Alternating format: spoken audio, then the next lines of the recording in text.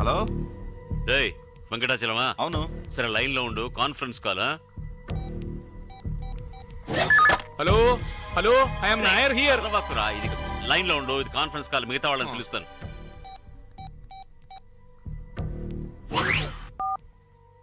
Hello. రేయ్ తగడే. ಹೌದು ಹೇಳೋ. లైన్ లోనే ఉండు, నాడార్ని పిలుస్తాను.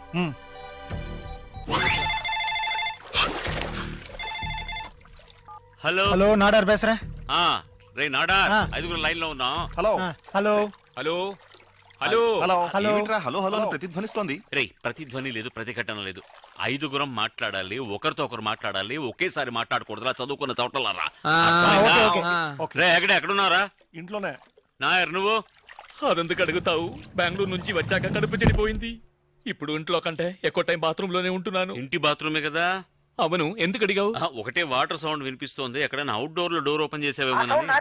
మా మామనారు గెస్ట్ హౌస్ స్విమ్మింగ్ పూల్ లో స్నానం చేస్తున్నా. అంత సంతోషంగా ఉన్నావు నువ్వు? నువ్వు ఒకటివి బయట ఉంటే వణికి సస్తున్నా. ఎందుకు వణుకుతున్నావని ఎవరిని అడిగితే చలికి వణుకుతున్నావు అని చెప్పుకోవచ్చు కదా, అందుకే దిగిపోయా. త్వరగా మ్యాటర్ చెప్పరా, మళ్ళీ బాత్రూమ్కి వెళ్ళాలి. నది వంతెన కింద యువతి శవం. హంతకుడెవరు? పోలీసుల విచారణ. చాలా సీరియస్ గా పోలీసులు బ్రిడ్జ్ కింద గాలి కోసం వసిస్తున్నారు. ఐఎమ్ సారీ, శవం కోసం గాలిస్తున్నారు. ఏమిట్రా రామ్, నీకే నాలుగు మడతపడి మాటలు తడబడుతున్నాయంటే ఇంక మా సంగతి ఏమిటి? రామ్, వాళ్ళకెలా బాడీ దొరుకుంటుంది? మనం తిరిగి వెళ్ళి చూసినప్పుడు బ్రిడ్జ్ కింద బాడీ లేదే. పేపర్లో చూశాను, సంబడి సరెండర్డ్ అని. ఒకవేళ ఈ బాడీ వెళ్ళి సరెండర్ అయిందేమో. పోలీస్ వాళ్ళు పేపర్లో ఎందుకు న్యూస్ ఇచ్చారో తెలుసా? హంతకుడి చదివి భయపడతాడు, వాగేస్తాడని. నువ్వు వాగొద్దు, తప్పు చేయదు. ఎరా, ఏదో బయట వాళ్ళ గురించి చెప్పినట్టు చెప్తున్నావే, హత్య చేసింది నువ్వేగా. రై నాయర్, టెలిఫోన్ లో చెప్పుతో కొట్టలేననే ధైర్యంతోనే కదా ఇట్లా మాట్లాడుతున్నావు. నీ భార్యతో చెప్తే అది ఇప్పుడే జరుగుతుంది. బాడీని పోస్ట్ మార్టం చేస్తారు, పట్టుబడతాం. లైఫ్ ఖాళీడా? చేయనివరా? మనం ఏమన్నా దానికి విషం ఇచ్చి చంపేశామా? లేదు, కేక్ ఇచ్చాం, మనం దొరికిపోతాం. మా అబ్బాయికి హార్ట్ లే తోర్రా. అయ్యో రే, ఈ నాయర్ను కూడా నీళ్లు లేని బ్రిడ్జ్ చూసి తోసేయాలరా. మనం దేంట్లో తప్పించుకున్నా ఆ స్టూపిడ్ నాడార్ వల్ల దొరికిపోతాం. పోయి విజిటింగ్ కార్డ్ మ్యాగీకి ఇచ్చారు కదరా. మ్యాగీ ఏ కార్డు మిగలేదుగా, మరి పోస్ట్ మార్టం లో తెలియదుగా. గుబే, విజిటింగ్ కార్డ్ జాకెట్ లోనే ఉంది. పోస్ట్ మార్టం లో డ్రెస్ తీయగానే బ్రైట్ గా తెలుస్తుంది. మై ఫ్రెండ్ రామ్, వాడిని ఆ బాడీని వాడి భార్యని కలుపుదామని డిసైడ్ చేసాం కదా, అది పత్తిదాం వేసిట్రుకోం. కలిసి ఉన్న మమ్మల్ని విడతీయాలని చూస్తున్నారా?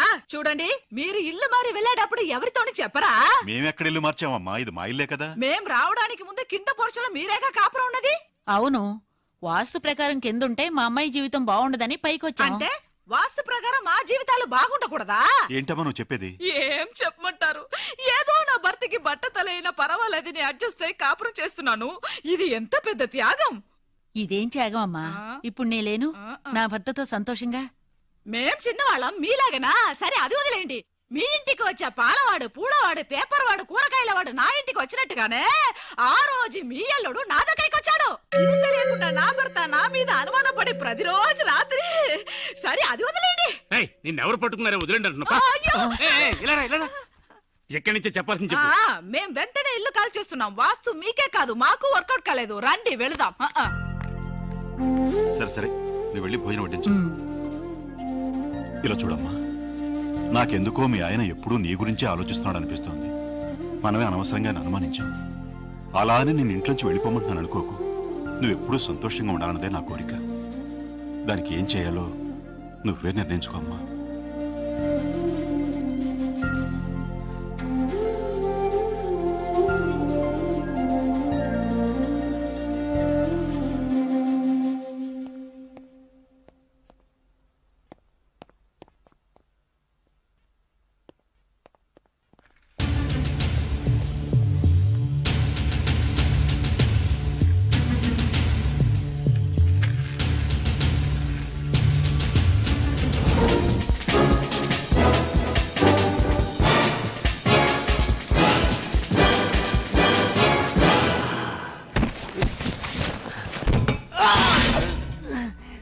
सैतन का बच्चा।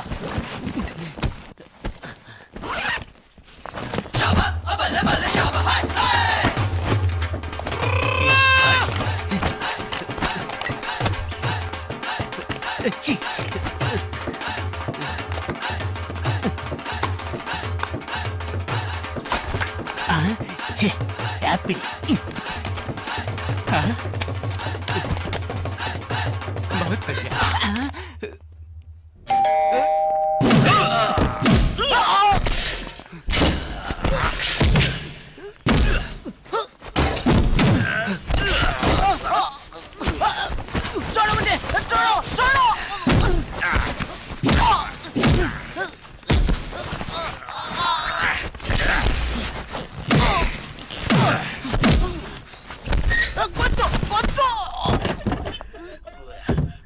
రామ్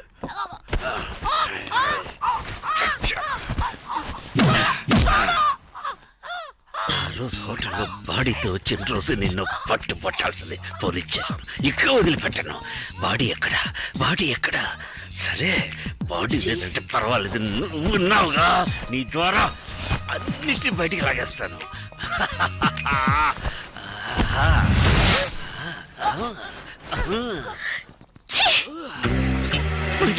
నువ్వు ఇంత మోసగాడివని నేను కళ్ళు కూడా ఊహించలేదు. ఎప్పుడు నన్నే తలుచుకుంటున్నావని మా నాన్న చెప్పారు. అది నమ్మి వచ్చే చూడు, నన్ను నేను కొట్టుకోవాలి. కాదు, వీళ్ళు కొట్టాలి. ఆగో చెప్పేది విను. ఆ చేతులను ముట్టుకోకు. సరే ఈ చేత్తో. ఏ చేతులను ముట్టుకోవద్దు. సరే నోటితో ముద్దులతో. ఏమైపోయింది అక్కడ బెడ్రూమ్ లో ఏం జరుగుతోంది?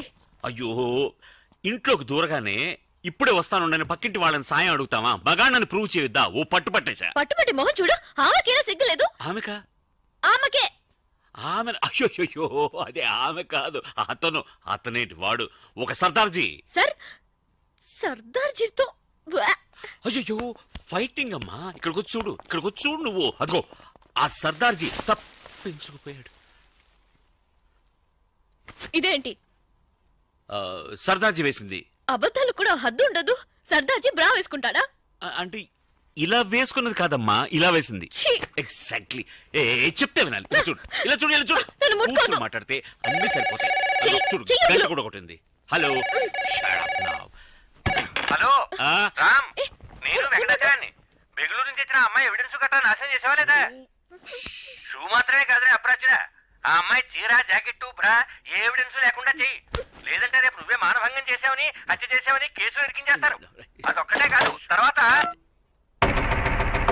ఇది అంటే మైథిలి చెప్పేది ప్లీజ్ నేను చెప్పేది విను. ఎక్కడికి వెళ్తున్నావు? ఎక్కడికి?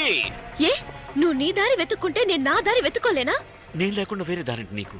హో, నువ్వు లేకుండా నేను బతకలేను అనుకుంటున్నావా? నేను ఇంకో పెళ్లి చేసుకుంటాను. ఏం మాట్లాడుతున్నావు? తెలిసే మాట్లాడుతున్నావా? సారీ, కోపంగా చెప్పాను కదా. నేను ఇంకో పెళ్లి చేసుకుంటాను. బాయ్.